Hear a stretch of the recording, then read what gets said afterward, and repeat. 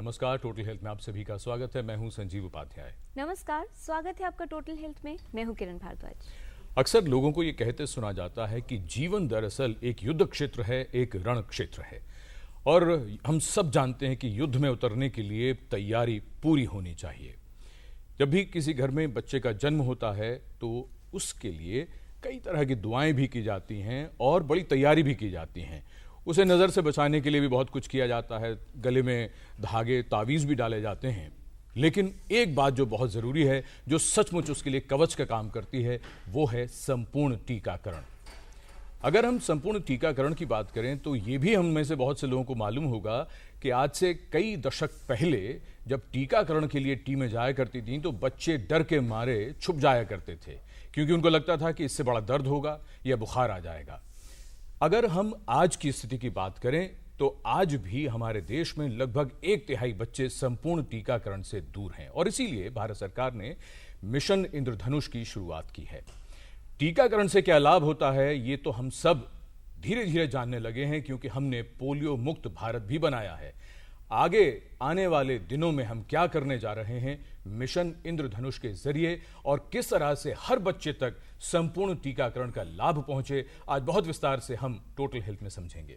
क्योंकि आंकड़े ये बताते हैं कि तकरीबन अगर बच्चों की बात की जाए 90 से 95% बच्चों में पहला टीकाकरण तो हो जाता है, लेकिन अगर संपूर्ण टीकाकरण की बात करें तो जब तक ये कंप्लीट होता है यानी कि संपन्न होता है, इसका आंकड़ा कम होते होते तकरीबन 65% तक पहुंच जाता है।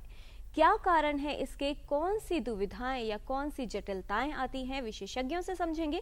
लेकिन चर्चा की शुरुआत करने से पहले ये समझ लेते हैं कि दरअसल टीकाकरण यानी वैक्सीनेशन का महत्व क्या है।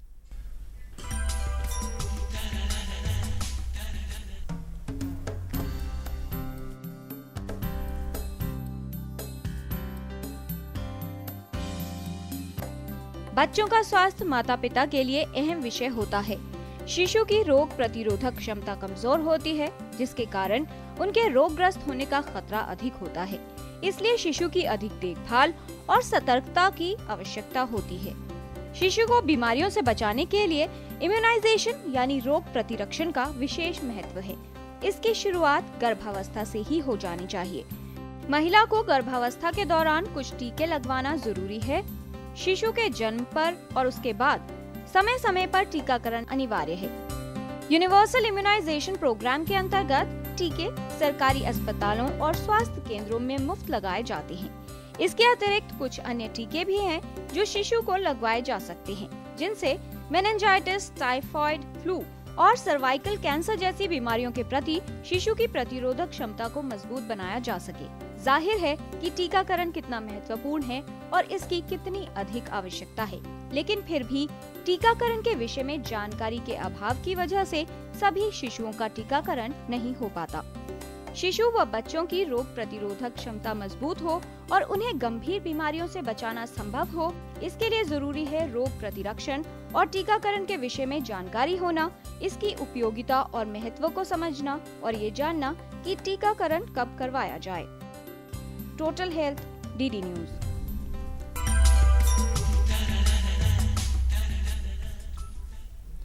जब संपूर्ण टीकाकरण की बात आती है तो एक दो बातें बहुत ज़रूरी हो जाती हैं बतानी, कि ये बड़ा दिलचस्प पहलू है कि भारत दुनिया भर में टीकों का उत्पादन करने में नंबर 1 है, यानी अग्रणी देश है। और ये जो तमाम टीके जो बच्चों को हमारे देश में दिए जाते हैं सरकार की ओर से, ये सब मुफ्त हैं। उसके बावजूद ये आंकड़ा इतना कम क्यों है, किस तरह से इसे सुधारा जाएगा और क्या लाभ होंगे, आज बहुत विस्तार से समझेंगे विशेषज्ञों से। इस विषय पर जानकारी देने के लिए हमारे साथ स्टूडियो में विशेषज्ञों का खास पैनल मौजूद है।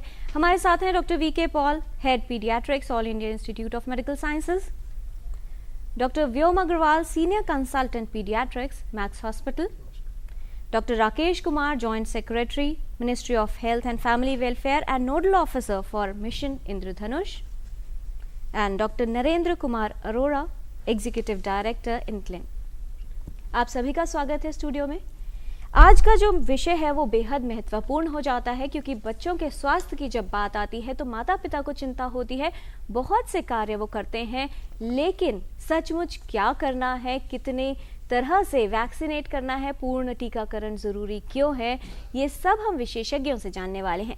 इस विषय से संबंधित कोई भी सवाल, किसी भी तरह की जानकारी या फिर अपनी समस्या का समाधान पाने के लिए इस 1 घंटे के दौरान आप हमारे टोल फ्री नंबर पर हमारे विशेषज्ञों से बात कर सकते हैं।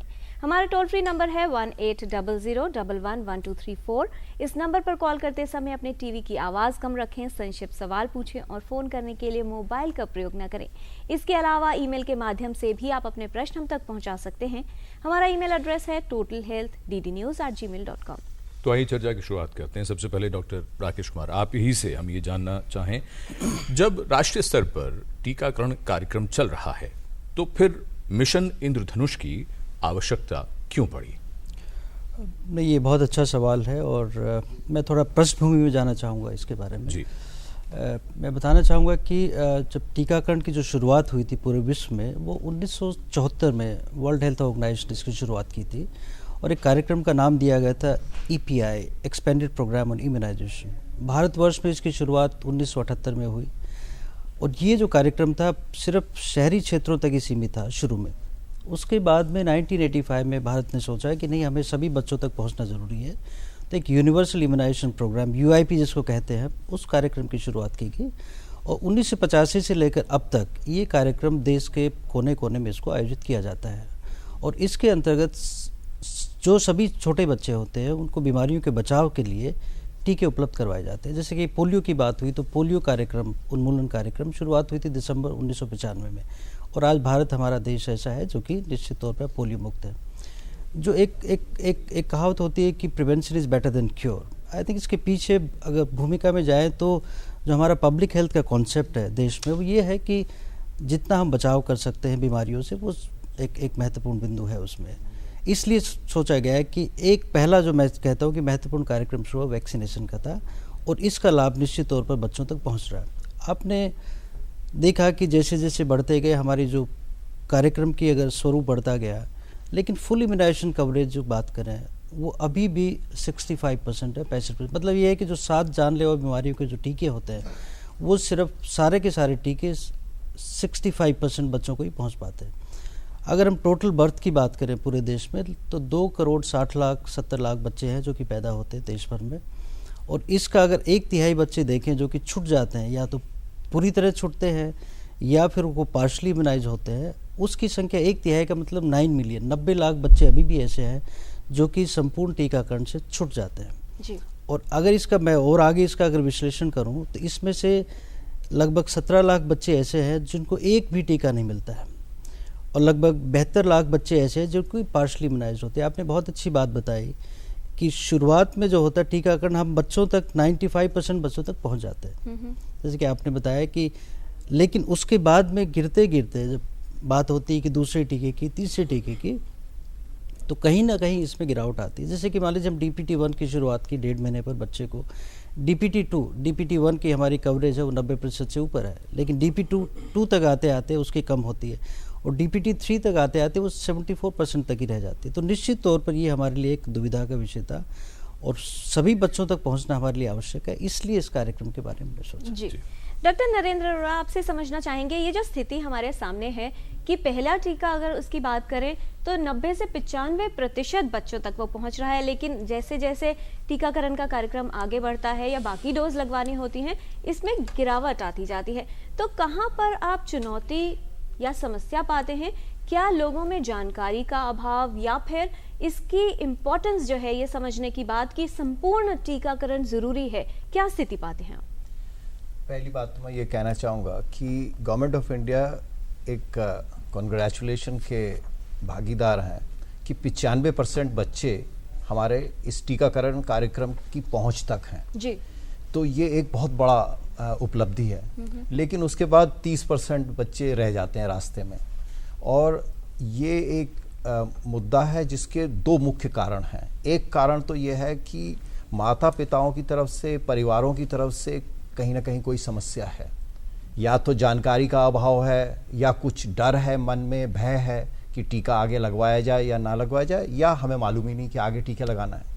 दूसरा जो है कार्यक्रम की तरफ से कि जो टीका है या वैक्सीन्स हैं और टीकाकरण की सारी प्रक्रिया है वो पूरी तरीके से हमारे बच्चों तक, हमारे परिवारों तक पहुंच पा रही है कि नहीं। तो इसको हम दो बड़े मुद्दों की तरह अगर देखें और उनका समाधान करने का प्रयास किया जाएगा, और इंद्रधनुष कार्यक्रम ये विशेष तौर इन्हीं दो चीज़ों को एड्रेस करने के लिए, हैंडल करने के लिए किया गया है कि एक तरफ मेजर कम्युनिकेशन या परिवारों से और कम्युनिटी के साथ संवाद बनाने के लिए है, और दूसरा जो है डिलीवरी मैकेनिज्म, जो वैक्सीन्स को बच्चों के तक पहुंचाने का जो पूरा प्रक्रिया है उसको ठीक करने के लिए किया गया। जी डॉक्टर पॉल, यही बात, अब दो स्तर पे बातचीत हो गई, एक वो बच्चे और उनके माँ बाप हैं, और दूसरी तरफ है व्यवस्था पूरी की पूरी, जिसमें हमारा सरकारी तंत्र और तमाम डॉक्टर्स भी हैं और बाकी लोग। अब हम ये समझना चाहें, अगर फायदों की बात करें, क्योंकि ये कार्यक्रम देश भर में जा रहा है,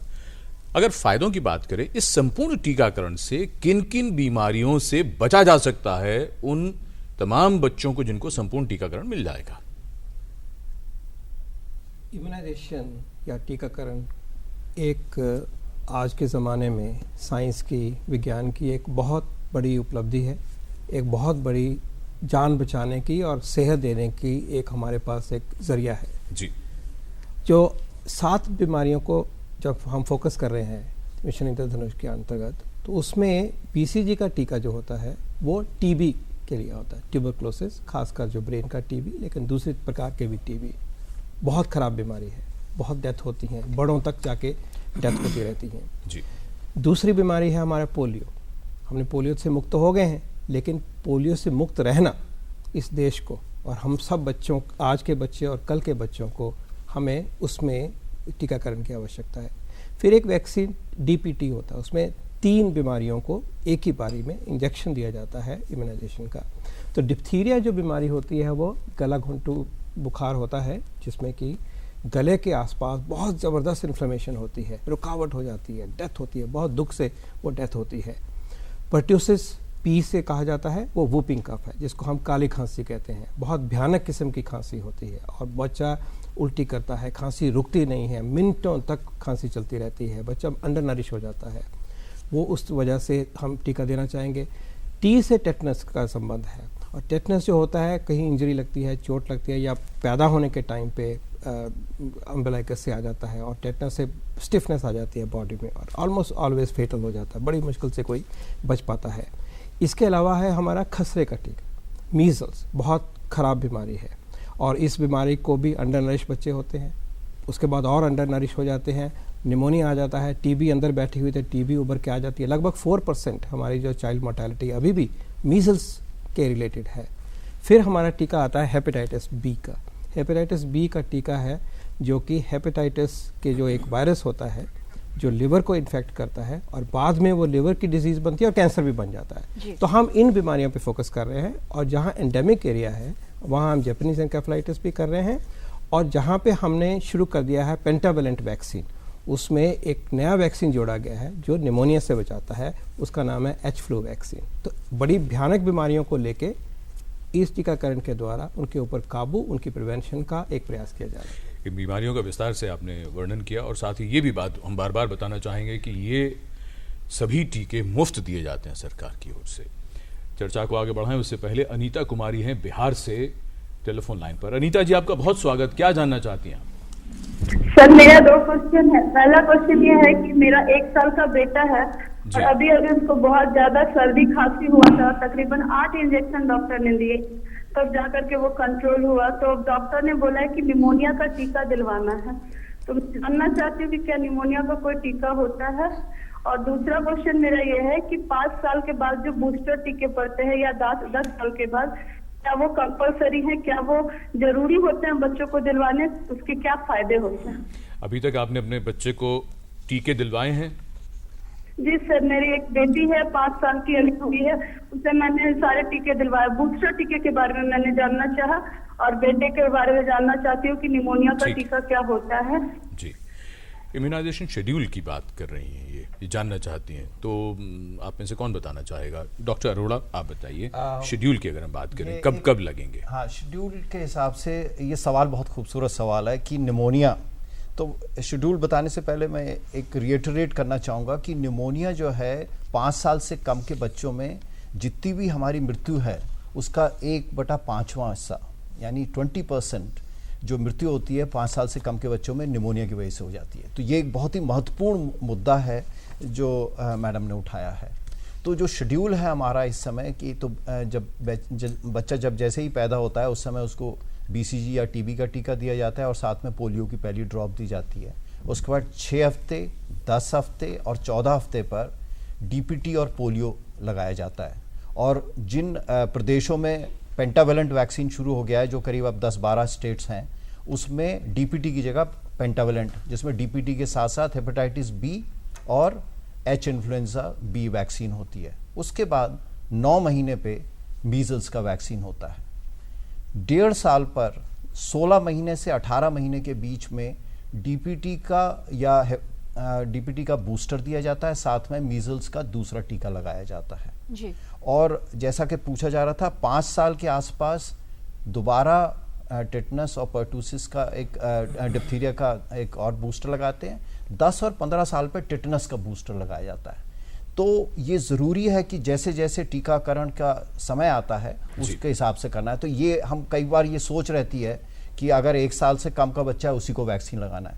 दूसरा एक महत्वपूर्ण मुद्दा यह है कि अगर मैंने गलती कर ली, पहले साल में बच्चे को किसी वजह से वैक्सीन नहीं मिली, तो दूसरे साल, तीसरे साल में भी वो वैक्सीन के सारे लगाई जा सकती हैं। बच्चे को बिना वैक्सीन के नहीं छोड़ना है। जी, यही डॉक्टर राकेश कुमार हम आपसे ये बात जान लें।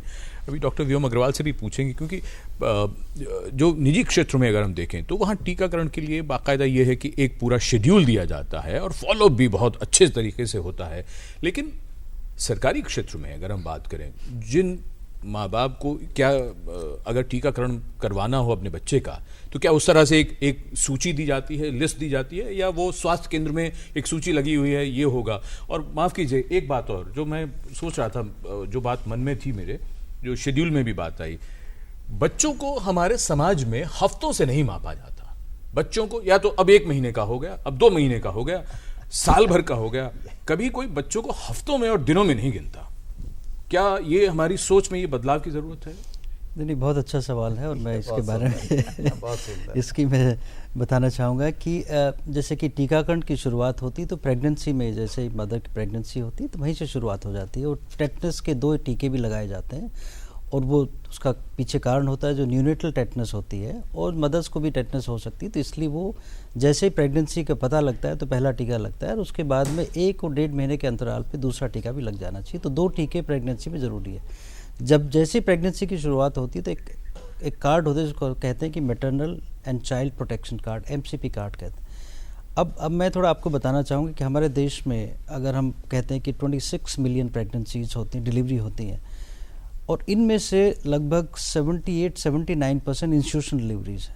मीनिंग दे बाई ये सब लोगों तक पब्लिक हेल्थ की या प्राइवेट सेक्टर की पहुंच है और इन सभी को MCP कार्ड की उपलब्धता की जाती है। उसमें हर चीज़ बताई गई है कि कौन सा टीका किस समय और कहाँ पर इसको लगाया जाएगा। पहली बात तो ये। दूसरा ये होता है कि जो भी सरकारी संस्थान है, चाहे जिला अस्पताल है, PHC है, CHC है, सब सेंटर है, उसके ऊपर भी इसकी जानकारी पूरी तरह उपलब्ध होती है और ये भी बताया जाता है कि ये टीके सभी मुफ्त यहाँ पर सरकारी संस्थानों में उपलब्ध होते हैं। जी। और फिलहाल दिल्ली से ऋषि कुमार जी हैं हमारे साथ फोन लाइन पर। ऋषि कुमार साहब, आपका स्वागत, सवाल पूछिए। नमस्कार जी। जी नमस्कार। डॉक्टर साहब, मैं ये पूछना चाहता हूँ कि आपने ये पूछा है। हेलो जी। नमस्कार जी, मेरा नाम ऋषि कुमार अग्रवाल है, पश्चिम बिहार न्यू दिल्ली से।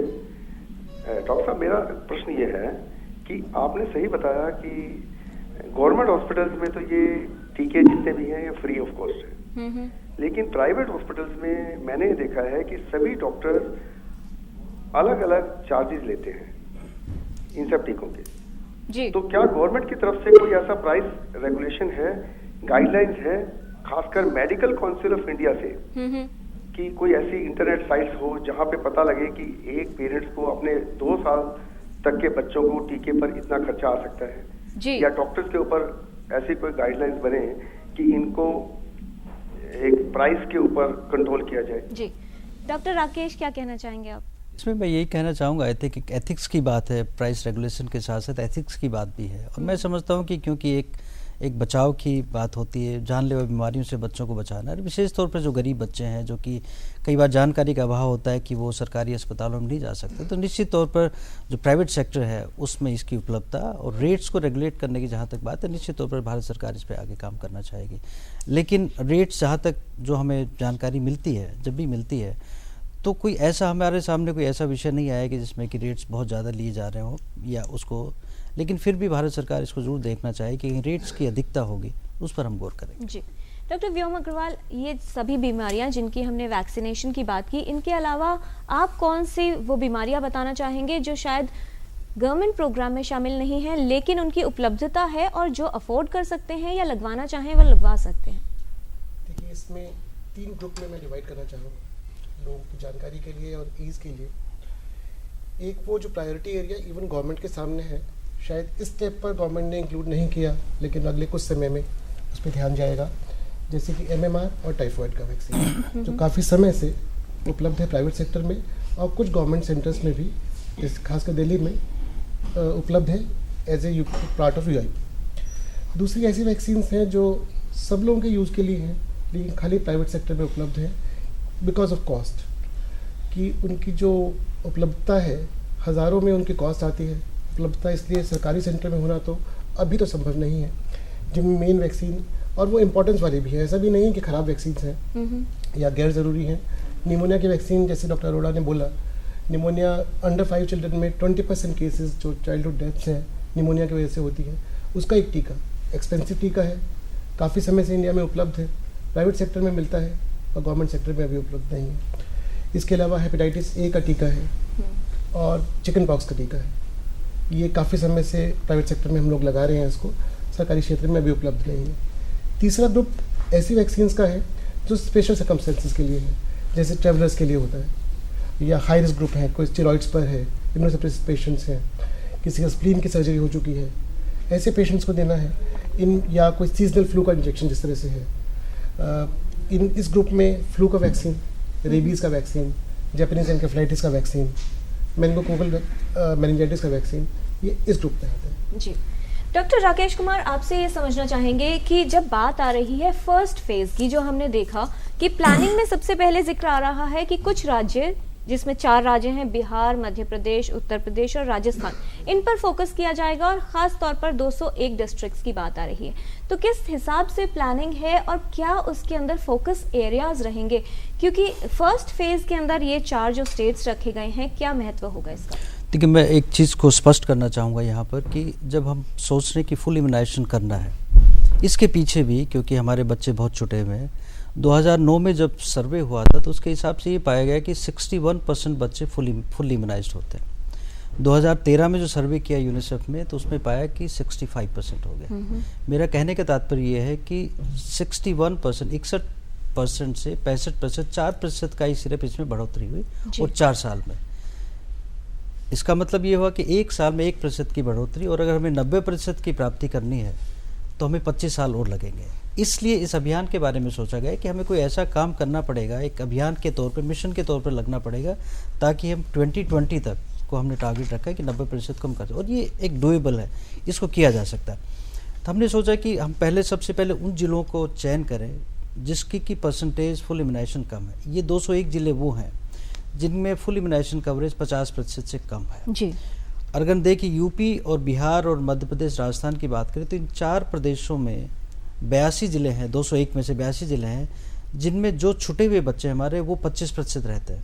तो हमारा फोकस इसलिए है, तो 28 स्टेट्स के अंदर ये हमारे काफ़ी ज़िले हैं, 201 ज़िले 28 स्टेट्स में हैं, लेकिन 4 स्टेट्स में विशेष तौर, जैसे कि यूपी की बात करें, यूपी में 44 ज़िले हैं जी। आप बात करें राजस्थान की, राजस्थान में 9 ज़िले हैं, 14 ज़िले बिहार में, 15 ज़िले मध्य प्रदेश में हैं, और क्योंकि 25% से ज़्यादा बच्चे यहीं पर हैं जो कि छुटे हुए हैं, तो इसलिए हमें प्लानिंग में सोचा कि हमें इनको सबसे पहले लेना चाहिए। इसके हिसाब से जो दूसरा हमने आइडेंटिफाई किया है दूसरे फेज़ के लिए 297 डिस्ट्रिक्ट्स हैं, 297 डिस्ट्रिक्ट्स हैं जिनकी फुल इम्यूनाइजेशन कवरेज 50% से 60% के बीच में। तो हमने प्रायोरिटाइज़ किया है क्योंकि सबसे पहले हम इन एरियाज़ को, इन डिस्ट्रिक्ट्स को लेना चाहेंगे। और इनमें भी एक जो महत्वपूर्ण बात मैं आपको बताना चाहूँगा सभी दर्शकों को, वो ये है कि रूटीन इम्यूनाइजेशन का जो काम जो एएनएम हमारी करती है वो हमारा जारी रहेगा। जैसे कि वो 2 दिन टीकाकरण करती है, 1 दिन ट्यूसडे को और एक दिन फ्राइडे या सैटरडे को। वो रूटीन इम्यूनाइजेशन का टीकाकरण का काम रहेगा। लेकिन बाकी जो हमारे 4 दिन बचे हैं, 5 दिन बचे हैं, वो इन विशेष एरियाज में जो कि जहाँ बच्चे छोटे होने के चांसेस हैं, जैसे कि हेमलेट्स हो सकते हैं जो कि माइक्रो प्लान में नहीं थे, हमारे पास में ऐसे नोमैडिक पॉपुलेशंस हो सकती हैं, अर्बन स्लम्स हो सकते हैं, कंस्ट्रक्शन साइट्स होंगे, ब्रिक क्लिन्स होंगे, या ऐसे एरिया जहाँ की रिवर बेड माइनिंग साइट्स होते हैं जो बच्चे कहीं के नहीं होते, जो कि माना नहीं जाता कि हमारे एरिया के बच्चे, उन सबको हमने माइक्रो प्लान को बढ़ाकर उसको जोड़ दिया है। और अब इस एएनएम का जो हमारा काम होगा, जो हमारे फ्रंट लाइन वर्कर्स हैं, एएनएम, आशा और आंगनवाड़ी वर्कर्स, ये तीनों मिलकर इन क्षेत्रों में जाकर इनका टीकाकरण करें। जी, यानी बच्चा कहीं भी हो वो इससे छूटे नहीं। और भी कुछ बातें जानेंगे, उससे पहले तन्मय हैं कोलकाता से टेलीफोन लाइन पर। तन्मय जी, बहुत स्वागत, क्या जानना चाहते हैं आप?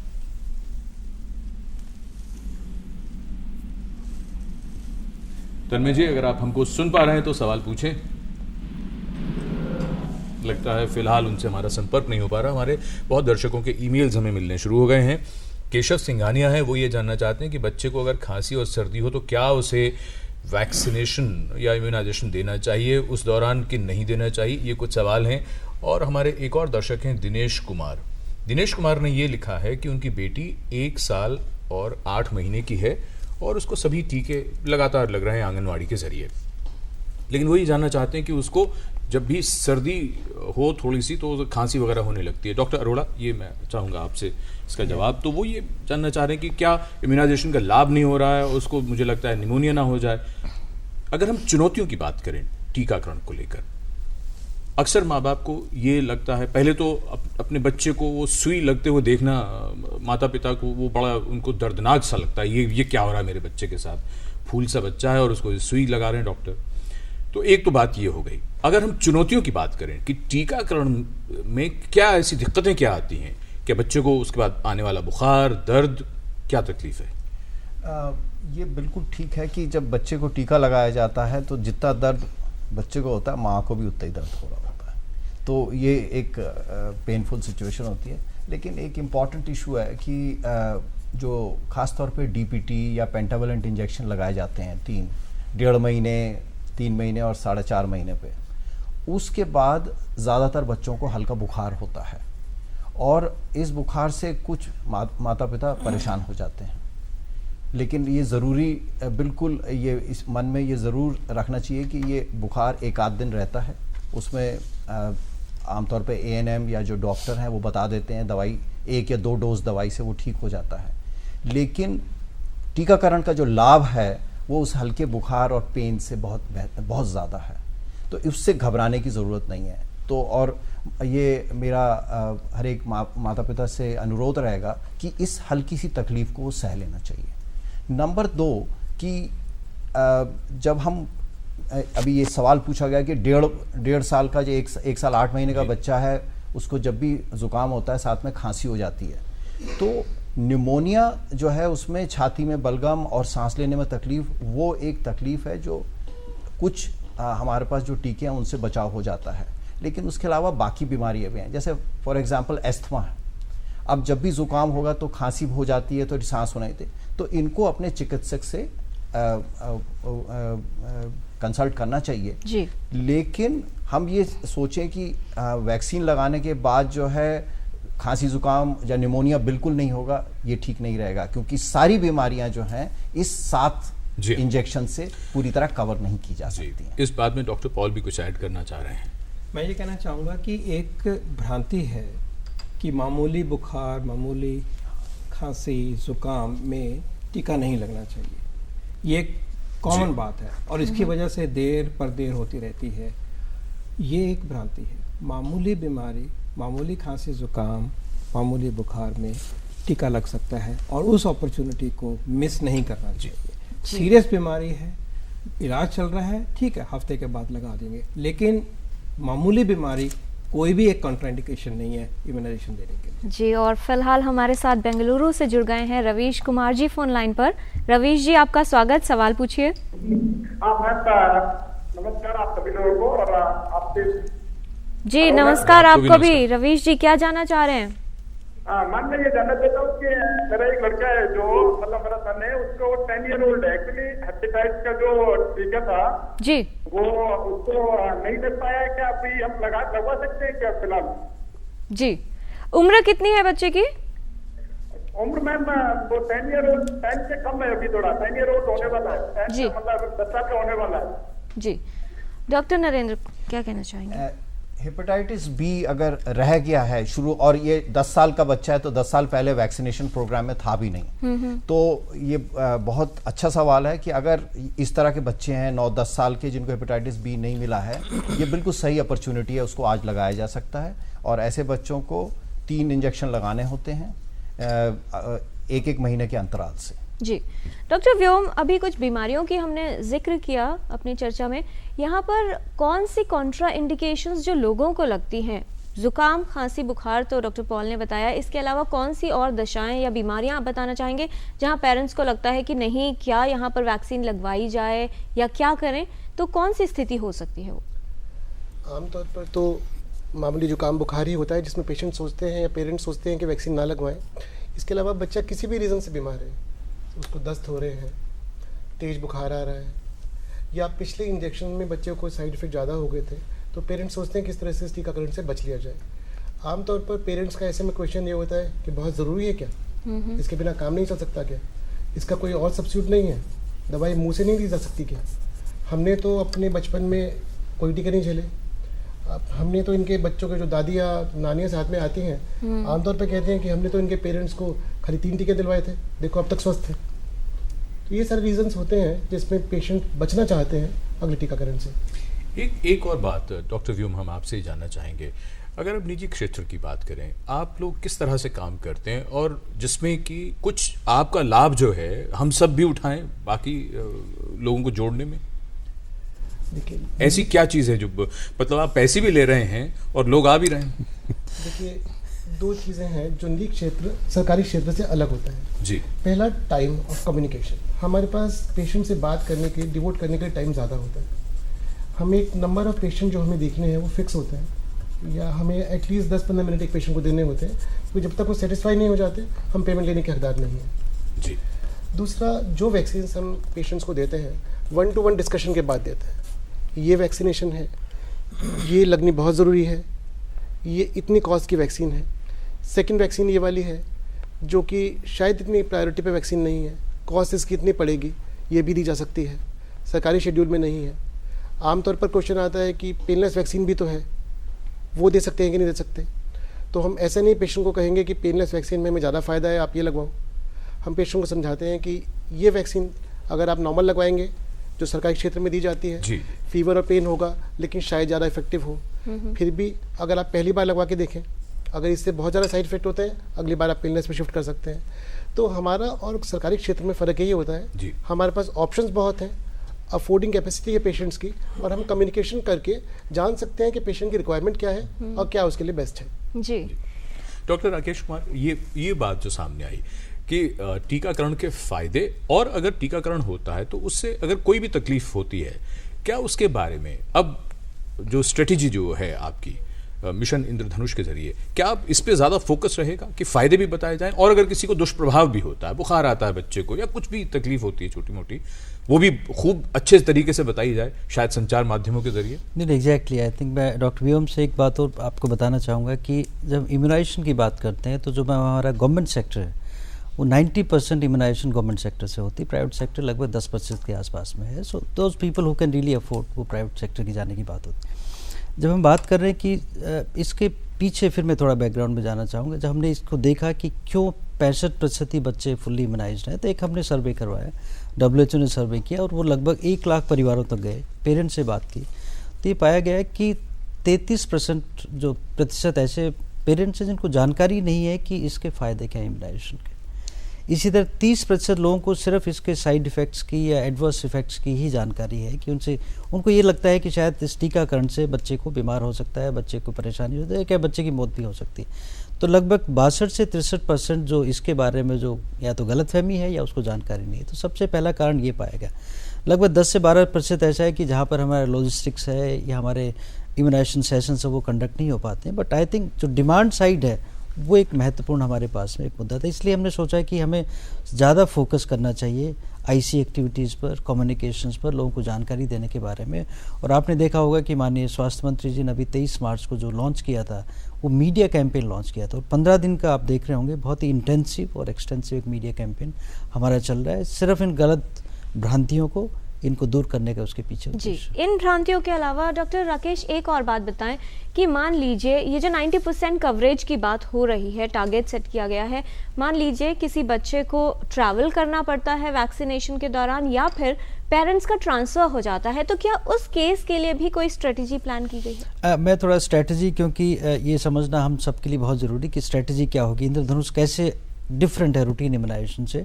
पहली बात तो मैं ये कहना चाहूँगा कि हम रूटीन इम्यूनाइजेशन को स्ट्रेंथन कर रहे हैं इंद्रधनुष के माध्यम से। एक कैचअप कैंपेन है कि जो बच्चे छूटे हुए हैं उनको हम कवर करें, उसके बाद में इसको सस्टेन करें, क्योंकि अगर हम सस्टेन नहीं कर पाएंगे तो फिर वही की वो स्थिति आ सकती है। तो इसके लिए 3-4 चीज़ें बहुत इंपॉर्टेंट थी। पहली बात थी कि प्लानिंग प्रोसेस, कि माइक्रो प्लान्स अब हमने ANMs के बढ़ा दिए हैं। और जैसे माइक्रो प्लान का मतलब हो गया, उसको ये पता है कि ANM किस गांव में, किस एरिया में किस दिन जाएगी और कौन कौन से परिवार और कौन कौन से क्षेत्र उसमें जुड़े हैं। पोलियो ने हमें सिखाया कि लगभग 4 लाख हमारे ऐसे हाई रिस्क एरियाज़ हैं जो कि अभी भी छुटे होते हैं माइक्रो प्लान से, तो उनको हमने इसमें इंक्लूड कर दिया। सबसे पहला ये। दूसरा, जो हमारी इनकी ओरिएंटेशन ट्रेनिंग है, आशाज, ANMs की, आंगनवाड़ी वर्कर्स की ओरिएंटेशन का काम शुरू हुआ है। तीसरा, मैंने IC के बारे में बताया, वो बहुत ज़रूरी है। अब इस माइक्रो प्लान के माध्यम से ये है कि ANM अब अपने निर्धारित और चिन्हित जो हमारे स्थल हैं वहाँ पर जाएगी। अगर कंस्ट्रक्शन साइट है वहाँ पर भी जाएगी टीका देने के लिए। अगर कोई ऐसा है कि रिवर बेड माइनिंग साइट है उस पर भी हो जाएगी, या कोई हमारे डिफ़िकल्ट एरियाज वहाँ पर भी हमारी टीम्स जाएंगी। और जो वैक्सीन है वो हम मौके पर ही उपलब्ध करवाएंगे। अब ये नहीं कि वैक्सीन लेने के लिए ANM PHC या CHC पर आएगी। तो हमारा पर्पज़ ये है कि हम सभी बच्चों तक जहाँ पर भी अवेलेबल है उनको पहुँचे, और उसके 4 राउंड होंगे। मैं ये बताना चाहूँगा कि एक राउंड की बात नहीं है, एक बच्चा एक राउंड में छूट गया तो 7 अप्रैल से जो टीकाकरण कार्यक्रम इंद्रधनुष शुरू हो रहा है, 7 अप्रैल से 13 अप्रैल तक पहला चरण होगा, दूसरा होगा 7 मई से 13 मई, तीसरा होगा 7 जून से 13 जून और चौथा होगा 7 जुलाई से 13 जुलाई। इसमें सभी बच्चे जो छूटे हुए हैं उन तक हम निश्चित तौर पर पहुँचेंगे। जी, चर्चा को आगे बढ़ाने से पहले अतुल हैं उत्तर प्रदेश से टेलीफोन लाइन पर। अतुल जी, बहुत स्वागत, पूछें सवाल। जी नमस्कार डॉक्टर साहब, मैं बच्चे को बचपन में टीबी का टीका दिया गया था जी, क्या आगे भी कोई टीकाकरण करना पड़ेगा जिसके लिए से बचाओ? अतुल जी, हम आपको बहुत ठीक से सुन नहीं पा रहे हैं, आपकी आवाज़ टूट कर आ रही है। कुछ आपने ऐसा लगता है ये पूछा कि बच्चे को पहला टीका दे दिया गया था बचपन में, उसके बाद टीके नहीं दिए गए हैं। तो पूरा शेड्यूल है जो कि कार्यक्रम में भी बताया गया, बार बार हम दिखा भी रहे हैं उसे, तो उसको देखिए।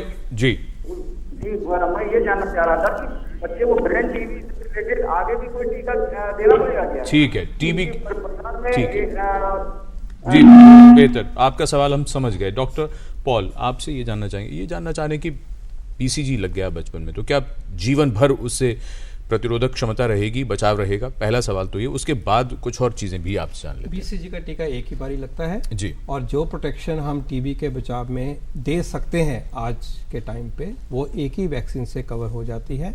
दोबारा उसको कोई और वैक्सीन देने की जरूरत नहीं होती है ही नहीं, वैक्सीन भी नहीं है, बस एक ही बारी देना है। जी, अब एक बात जो हमारे कई दर्शक पूछ रहे हैं, एक तो शेड्यूल के बारे में बार बार सवाल कर रहे हैं, इसका मतलब जिज्ञासा इस बात को लेकर हो रही है कि टीकाकरण कार्यक्रम के तहत कौन कौन से टीके दिए जाते हैं, पहली चीज़। दूसरी बात, डॉक्टर पॉल, कई हमारे दर्शक ये जानना चाह रहे हैं, जब भारत पोलियो मुक्त हो गया है तो पोलियो की दवाई क्यों देने की ज़रूरत है? ये सवाल भी हमारे दर्शक पूछ रहे हैं। साथ ही साथ वो ये भी पूछ रहे हैं कि कुछ और भी दवाएं क्या नए शेड्यूल में, क्या UIP में शामिल करने की कोई योजना होगी? क्या इस दिशा में भी कुछ काम चल रहा है? कुछ बीमारियों पे और फोकस भी है? डॉक्टर पॉल, शेड्यूल की जो बात है प्रोग्राम के एंड में एक बार फिर अच्छी तरह से समझा देंगे, तो उस पॉइंट पे ले जाते हैं। ठीक है, लेकिन जो बात आपने पूछी है कि पोलियो जब मुक्त हो गया भारत और हम इसके लिए प्राइड महसूस कर रहे हैं, तो अब ओरल पोलियो वैक्सीन या दूसरे पोलियो वैक्सीन देने की क्या ज़रूरत है? आई थिंक इनडायरेक्ट सवाल ये है कि क्या UIP को, क्या हमारे टीकाकरण कार्यक्रम को लगातार अपडेट करने की जरूरत है? कुछ दवाइयों को हटाने की, कुछ को शामिल करने की जरूरत है? बिल्कुल सही बात है, क्योंकि आपको याद होगा कि यहाँ हमारे देश में जब सबसे पहला जो टीकाकरण था वो तो स्मॉल पॉक्स का था, चेचक की बीमारी का था जी। और वो किसी हद तक हम देते गए और 70 के दशक में उसको बंद कर दिया गया, उसके बाद हम नहीं दे रहे हैं। तो उम्मीद यही है कि पोलियो के परिप्रेक्ष्य में भी शायद यही बात होगी। लेकिन अब हम जिस सिचुएशन में हैं, अभी देश जो है वो तो पोलियो मुक्त हो गया, लेकिन विश्व तो पोलियो मुक्त नहीं हुआ। अफगानिस्तान में, पाकिस्तान में, नाइजीरिया में अभी भी पोलियो का प्रकोप है और दुनिया आ जा रही है। और हमारे एनवायरनमेंट में हम नहीं कह सकते 100% कि शायद पोलियो बिल्कुल ही ख़त्म हो गया है। तो हमें अपने आप को बचाव रखना है। इसके लिए पूरी एक प्लानिंग की गई है कि किस तरह से हम स्टेज बाय स्टेज जो मुंह से पोलियो के ड्रॉप्स दिए जा रहे हैं, उसके साथ हम इंजेक्शन देंगे पोलियो का, उसका एक फैसला हो चुका है। और उसके बाद में धीरे धीरे सिर्फ इंजेक्शन रह जाएगा और किसी डेट को जब सारा विश्व पोलियो मुक्त हो जाएगा तो हम पोलियो का वैक्सीन देना बंद कर जाएंगे। शायद ये बात 8-10 साल में संभव हो सके। और दूसरी बात जो आपने कही कि UIP प्रोग्राम या इंद्रधनुष प्रोग्राम है, उसके बीच में नए वैक्सीन आते जाएंगे और सरकार ने फैसला किया है कि इस श्रृंखला में कुछ फैसले हुए हैं रिसेंटली। एक तो ये है कि जो रोटा वायरस वैक्सीन है वो एक भयानक किस्म की जो डायरिया की डिजीज़ होती है, दस्तों की बीमारी होती है जी। उसमें रोटा वायरस वैक्सीन उसको प्रिवेंट करता है। एक उसकी इंट्रोडक्शन जो है वो अवेटेड है। दूसरा वैक्सीन है जो कि अवेटेड है, जैपनीज एनकेफेलाइटिस है, उसको एक्सपैंड किया जा रहा है। पोलियो के परिप्रेक्ष्य में इंजेक्टेबल पोलियो को इंट्रोड्यूस करने का एक फैसला किया गया है। इसी तरह से अब सोचा जा रहा है कि रुबेला का वैक्सीन जो है, रुबेला एक बीमारी होती है जो कि अगर प्रेग्नेंट वुमन में हो जाए तो बच्चे में कैटरेक्ट होता है, हार्ट डिजीज़ होती है, उसको प्रिवेंट करने के लिए एक रुबेला को दिया जा रहा है। कुछ स्टेट में जैसे बताया गया कि मम्प्स, मीजल्स, रुबेला मतलब मम्प्स को भी कवर किया जाता है, जो यहाँ पे एक स्वेलिंग आ जाती है। और कुछ स्टेट में टाइफाइड को भी कवर किया जाता है। ये अभी पूरे देश के लिए नहीं बने हैं, 7 बीमारियों की हमने बात करी, लेकिन धीरे धीरे कोशिश यही की जाएगी कि जो बास्केट ऑफ वैक्सीन्स है, इम्यूनाइजेशन है, जितनी ये पब्लिक गुड्स हैं बच्चों के लिए बनाई गई हैं, बन रही हैं, उनको सब बच्चों तक पहुँचे और ये प्रक्रिया जारी रहेगी। मुझे पक्की बात है, आप डॉक्टर राकेश बताएंगे कि इस साल नए वैक्सीन कौन से लॉन्च होने वाले हैं। We can be more specific. जी डॉक्टर राकेश, आप यहीं पर बता दें कि कौन से नए वैक्सीन हैं जो आप शामिल करने का सोच रहे हैं। पहले तो मैं पोलियो की बात कर लूँ।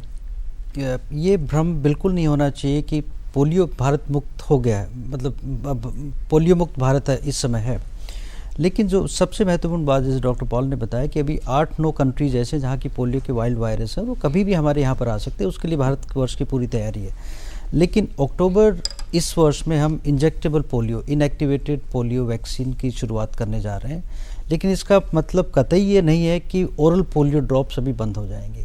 इसलिए ओरल पोलियो ड्रॉप जो 0 डोज पोलियो की बात हम कर रहे हैं, जो हम बात कर रहे हैं कि 1.5 महीने पर, 2.5 महीने पर, 3.5 महीने पर या बूस्टर डोज देने की पोलियो की, वो सब हमारी रूटीन में चलेंगी।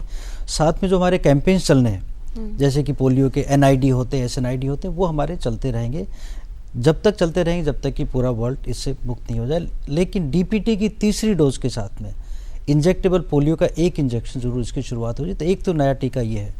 दूसरी जो बात हुई, रोटा वैक्सीन की बात हुई, जो कि डायरिया की डेथ्स की हम बात करते हैं, तो अगर 13 लाख बच्चे हमारे देश में मरते हैं 5 साल तक के बच्चे, उसमें 2 लाख बच्चों की डेथ होती है डायरिया से और उसमें 1 लाख बच्चे होते हैं रोटा से, जिसको सर्दियों में डायरिया होता है, बहुत सीवियर होता है और छोटे बच्चे होते हैं, इनकी डेथ हो जाती है। इसके लिए हम 2 और 3 स्टेट्स के अंदर निर्णय हो गया, मिनिस्ट्री ने ले लिया है कि हमें रोटा वैक्सीन जो कि ओरल ड्रॉप्स ही होती हैं और इसकी भी 3 डोजेज होंगी, वो डोजेज दी जाएंगी 1.5 महीने, 2.5 महीने और 3.5 महीने पर। इसकी शुरुआत इस वर्ष के अंत तक हम इसको कर देंगे।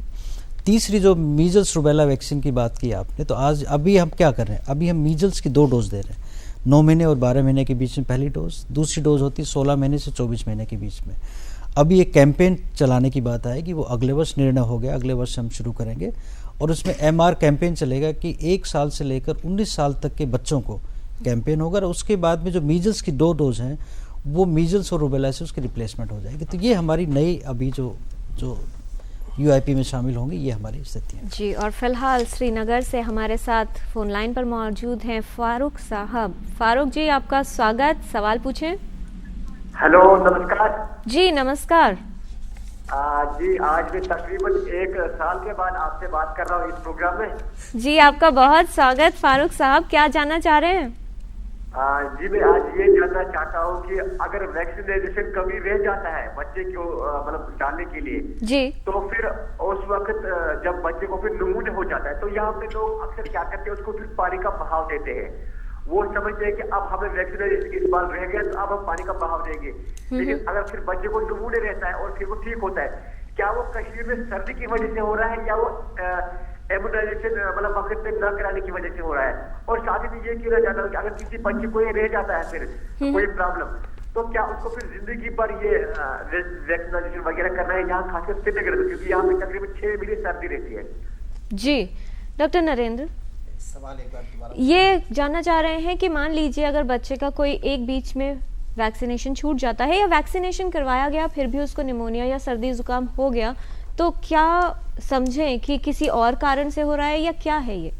पहला सवाल इनका बहुत महत्वपूर्ण है कि कई बार कई कारणों से एक आध बीच में वैक्सीन रह जाता है, तो उसमें बिल्कुल परेशान होने की ज़रूरत नहीं, चिंता करने की ज़रूरत नहीं है। वैक्सीनेशन शेड्यूल पूरा कर देना चाहिए। जैसा वैक्सीनेशन शेड्यूल है, अगर थोड़ा टाइम ज़्यादा भी हो जाता है तो भी वैक्सीन लगाना है और वैक्सीन वो पूरा इफेक्टिव होता है। अगर हमारे बच्चे को सारे वैक्सीन लग चुके हैं शेड्यूल के हिसाब से, उसके बावजूद भी निमोनिया हो गया या कोई बीमारी हो गई, तो क्योंकि इन बीमारियों के और बहुत से कारण होते हैं, तो अपने चिकित्सक से संपर्क करें और उसका पर्टिकुलर इलाज कराना होता है। उस पर्टिकुलर वैक्सीन को दोबारा देने की आवश्यकता नहीं है। जी डॉक्टर व्योम, यहाँ पर एक बात आप ज़रूर बता दें, हमने बच्चों की वैक्सीनेशंस की बात की है, उसके अलावा कौन से हाई रिस्क ग्रुप, प्रेगनेंसी की भी थोड़ी सी जिक्र आया बीच में, ओल्ड एज के अंदर काफ़ी चीज़ें बोली जाती हैं, एडोलेसेंस हैं, वहाँ पर कौन सी वैक्सीनेशन है जो ज़रूरी होंगी? देखिए, दो अलग चीज़ें हैं। एडोलेसेंट एक नॉर्मल एडोलेसेंट्स हैं जिनके लिए अभी तक तो केवल टेटनस का टीका, जो टीटी का टीका है, 10 साल पर रिकमेंडेड है। हमारा प्रयत्न है कि एक लड़कियों के लिए HPV का वैक्सीन जो सर्वाइकल कैंसर के अगेंस्ट प्रोटेक्शन देता है उसको इंक्लूड करें, और एक MMR का टीका जो या रुबेला का टीका उस एज पर जब before child bearing age starts उससे पहले हम एक टीका दें। दूसरे हाई रिस्क ग्रुप आते हैं किडनी डिजीज़ वाले पेशेंट्स, हार्ट डिजीज़ वाले पेशेंट्स, वो पेशेंट्स जिनको स्टेरॉइड चल रहे हैं या किसी रीज़न से उनकी इम्यूनिटी अपने अंदर की कम है, क्या कुछ ऐसे पेशेंट जिनको स्प्लीन काम नहीं करता या किसी रीज़न से स्प्लीन को सर्जरी करके निकालना पड़ गया, ऐसे पेशेंट्स में कुछ स्पेसिफिक वैक्सीन की ज़रूरत पड़ती है। इसके अलावा कुछ ट्रैवलर्स हैं जो इंडिया आ रहे हैं या भारत से बाहर जा रहे हैं, दोनों को अलग अलग वैक्सीन की ज़रूरत है। जैसे कोई भारत अगर आ रहा है ऐसी कंट्री से जहाँ हेपेटाइटिस ए नहीं होता, उनको हेपेटाइटिस ए का वैक्सीन लेना होता है। भारत से कुछ लोग ऐसी जगह जा रहे हैं जहाँ येलो फीवर होता है, उनको येलो फीवर का वैक्सीन लेना होता है। तो ये डिफरेंट ग्रुप्स हैं जिनकी वैक्सीन अवेलेबल। डॉक्टर राकेश, यहाँ पर एक बात आपने चर्चा में एक बात कही कि ये जो मिशन इंद्रधनुष है इसके जरिए अब कोशिश होगी कि बच्चों को वहाँ पर जो नहीं आ सकते हैं सेंटर पे वहाँ तक पहुँचें। इसमें से ज़्यादातर वैक्सीन्स ऐसी हैं जिसमें कोल्ड चेन मेंटेन करना बहुत ज़रूरी है, तो वहाँ तक अगर वैक्सीन पहुँचाते हैं वहाँ पे कितनी ज़रूरत होगी सतर्कता की और क्या कुछ उसके लिए किया जाए? बहुत महत्वपूर्ण सवाल आपका, क्योंकि जब हम संपूर्ण टीकाकरण की बात करते हैं तो कोल्ड चेन एक बहुत ही महत्वपूर्ण इसका एक हिस्सा होती है। हमारे यहाँ देश में अगर देखें लगभग 27,000 कोल्ड चेन पॉइंट्स हैं, और जो भी एएनएम होती है जो कैरी करती है, वैक्सीन कैरियर होता है, उसमें इसको वैक्सीन को कैरी किया जाता है साइट पर ले जाने के लिए। तो इस बात को सुनिश्चित किया जा रहा है कि जो भी हमारे वैक्सीन कैरी होंगी उसकी कोल्ड चेन, जो कि हम जनरली कहते हैं कि 4 से 8 डिग्री सेंटीग्रेड टेम्परेचर को मेंटेन करना, वो पूरी तरह मेंटेन होगी, उसमें कोई भी कोताही नहीं बरती जा सकती। I think I can assure you on behalf of the government. लेकिन कोल्ड चेन क्योंकि एक महत्वपूर्ण हिस्सा है, ऐसा कोई स्थिति उत्पन्न नहीं होनी चाहिए कि कोल्ड चेन की वजह से और हम टीकाकरण भी करें और वैक्सीन की जो इफेक्टिविटी वो नहीं होने पाए। So that we are going to ensure. Cold chain के साथ एक और ज़्यादातर सवाल आप ही को जाएंगे डॉक्टर राकेश। तो कोल्ड चेन के साथ दूसरा जो सवाल आता है वो है उपलब्धता का। बच्चे को लेकर तो पहुंच गए सेंटर पे, लेकिन दवाई है कि नहीं है, ये उपलब्धता भी सुनिश्चित होगी। एग्जैक्टली मैं इसी बात को, क्योंकि मैंने कहा कि प्लानिंग प्रोसेस हमारी लगभग 4 महीने पहले शुरू हो गई थी मिशन इंद्रधनुष के बारे में, और माननीय मंत्री जी बहुत ही पर्टिकुलर थे इस बात को लेके, और उनका कहना था कि मुझे माइन्यूटेस्ट पॉसिबल डिटेल्स हमें देखनी होगी, ये प्रोग्राम फिर रूटीन इम्यूनाइजेशन की तरह ही रूटीन नहीं रह जाए। That was the point. यहाँ पर मैं ये बताना चाहूँगा, जो एएनएम का जो हमारा एक रोस्टर बनेगा कि एक गाँव में लेटर से वो मंडे को जा रही, दूसरे गाँव में ट्यूसडे को जा रही, तीसरे में लेटर से वेंसडे को जा रही, तो जो वैक्सीन जो कैरी करेंगे वो उसको पीएचसी पे जाने की जरूरत नहीं, एएनएम को पीएचसी पे वैक्सीन कलेक्ट करने जाने की जरूरत नहीं, वो हम एक स्पेशल एक उसके माध्यम से, व्यक्ति के माध्यम से उसके साइट पर उपलब्ध करवाएंगे, सो दैट एएनएम अपना टाइम इसके अंदर वेस्ट नहीं करें। क्योंकि अल्टीमेटली मैंने बताया कि सप्लाई साइड के इश्यूज हमारे लगभग 7 से 8% रहते हैं, कि जहाँ पर कि हम या तो उपलब्ध नहीं हो पाती है वैक्सीन, उपलब्ध नहीं हो पाती, लेकिन इस बार उस गैप को भी हमने प्लग किया है। ठीक। और टोटल हेल्थ में फिलहाल समय हो गया है इस जानकारी के बाद कि हम आपको बताएं सेगमेंट हेल्थ पहेली के बारे में। एपिसोड 569 का सवाल था कि मधुमेह रोगी के गुर्दे यानी किडनी प्रभावित हैं, इसका पता लगाने के लिए सबसे जरूरी जांच कौन सी है? 3 ऑप्शंस थे आपके पास। सही जवाब है ऑप्शन बी, मूत्र में प्रोटीन की जांच। इस जांच से यह पता लगाया जा सकता है कि मधुमेह रोगी के गुर्दे प्रभावित हैं या नहीं। कौन बने हैं इस पहेली के लकी विजेता, ये भी आपको जरूर बताएंगे, लेकिन उससे पहले देखते हैं क्या सवाल है आज की हेल्थ पहेली में। आपको बताना है कि सरकार द्वारा चलाए जा रहे टीकाकरण कार्यक्रम यानी यूनिवर्सल इम्यूनाइजेशन प्रोग्राम में कितनी बीमारियों से बचाव के लिए टीके दिए जाते हैं? ऑप्शन ए 5, ऑप्शन बी 6 या फिर ऑप्शन सी 7। आप अपने जवाब हमें 2 हफ्तों में भेज सकते हैं। हमारा पता है Total Health, DD News, room number 505, Tower B, Doordarshan Bhavan, Mandi House, Copernicus Marg, New Delhi 110001, या ईमेल कर सकते हैं totalhealth@ddnews@gmail.com पर। तो आप भी लिख भेजिए हमें इस पहेली का सही जवाब और शामिल हो जाइए हमारे हेल्थ क्विज कॉन्टेस्ट में। कौन बने हैं एपिसोड 569 के लकी विनर, ये बताने के लिए हम रिक्वेस्ट कर रहे हैं डॉक्टर राकेश कुमार से, जिनके सामने हमने रख दी हैं सारी करेक्ट एंट्रीज जो आप लोगों से हमें मिली हैं। डॉक्टर राकेश, आपसे रिक्वेस्ट कि आज के एक लकी विनर का नाम आप अनाउंस करें। ये भारत खत्री, जुहू बाजार, मुंबई से।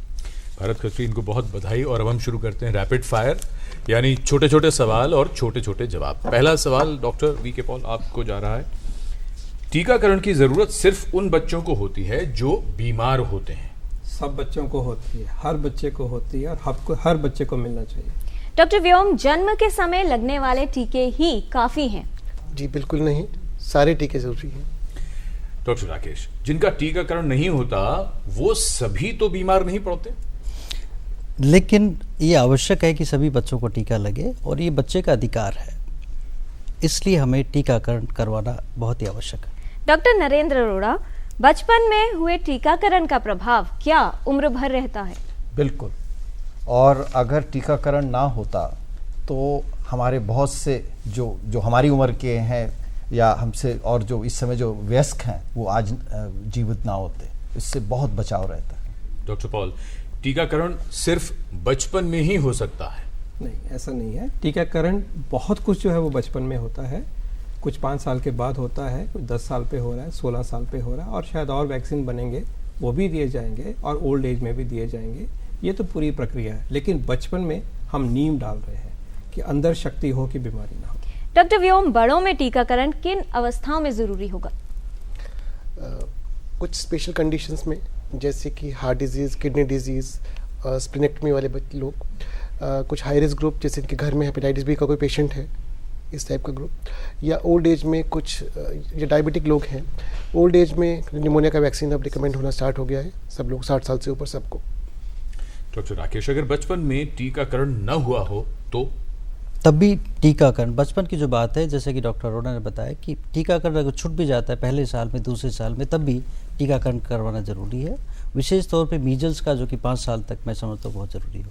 जी डॉक्टर नरेंद्र अरोड़ा, क्या ये सभी टीके बाद में भी लगवाए जा सकते हैं? जी हाँ, ये ज़्यादातर टीके जो हैं हम 5 साल की से पहले पूरे कर लेने चाहिए।